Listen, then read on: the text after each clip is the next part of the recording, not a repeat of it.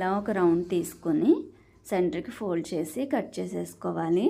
Hands తీగా మిగిలిన cut work డిజైన్ని waste చేయకుండా నేను హ్యాంగింగ్స్కి అయితే యూస్ చేస్తున్నాను.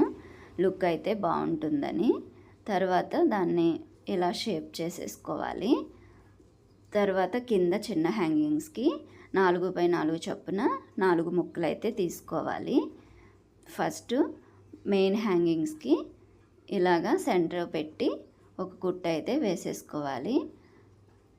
తర్వాత దీంట్లోంచి మళ్ళీ చిన్న హ్యాంగింగ్స్ కోసం 7 ఇంచులు చిన్న తాడు తీసుకొని దానికి ఇలాగ 4x4 ముక్కని ఇలా ఫోల్డ్ చేసుకొని స్టిచ్ అయితే వేసేసుకోవాలి. ఇలా రెండు వైపులా వేసుకున్నాయి.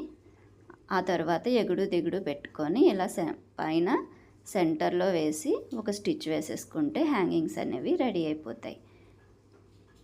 Thank you.